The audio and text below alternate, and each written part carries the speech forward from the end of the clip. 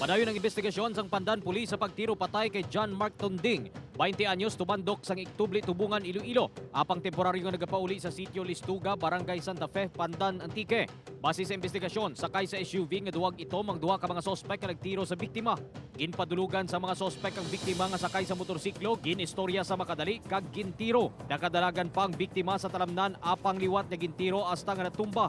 Duha ka igos ang bala sa bagang gitunaan sang iya kamatayon. Patal nga pila sa ulong gitunaan sa kamatayon ni Richard Palacio, 25 anyos, matapos mabungguan sang nagasugata nga truck.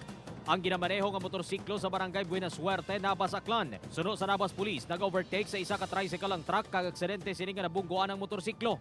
Nakagwa na sa prisuhan ang truck driver nga si Rick Zamora matapos nagkasugot ang pamilya sang biktima nga sabton sang kompanya ang pagpalubong sa biktima.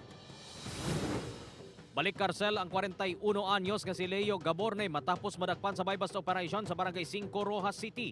Hulyo sining katuig sa nakagwa sa presuhan paagi sa plea bargaining agreement si Gaborne sa kaso angot sa pagduso sa iligal nga droga.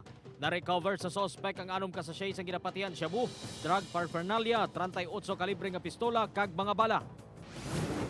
Nakonpiska sa entrapment operation sang operatiba sang Iloilo Provincial Police Office kag Galinog Police ang hindi lisensyado nga .22 caliber rifle, duha ka mga caliber 45 pistol, isa ka 9mm, kalibre 38 nga revolver kag mga bala kay Joel Alimagno sang Barangay Poblacion Delgado, Kalinog.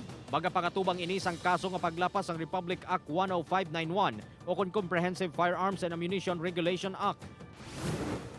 Duha ka persona pilason matapos mabungguan sang isa ka pribado nga salakyan ang ila ginasakyan nga tricycle sa National Highway sa Barangay Palaca, Valladolid, Negros Occidental. Kag Gina Cervera, 52 anyos, lunsay residente sang Barangay Poblacion, Valladolid. Base sa investigasyon, naga-U-turn ang tricycle sang hinali ini nga nagbungguan sang pribado nga salakyan nga ginamaneho ni Jo Marie Polvorosa. Samtang pilason man ang driver sang tricycle kag pito ka mga pasahero sini matapos mahulog ang tricycle sa pilas sa sitio Bucar, Barangay Gargato, Hinigaran, Negros Occidental. Nagagwa sa investigasyon nga nadulaan sang kontrol ang driver sang hinali ini nga nagliko kag nahulog sa pilas.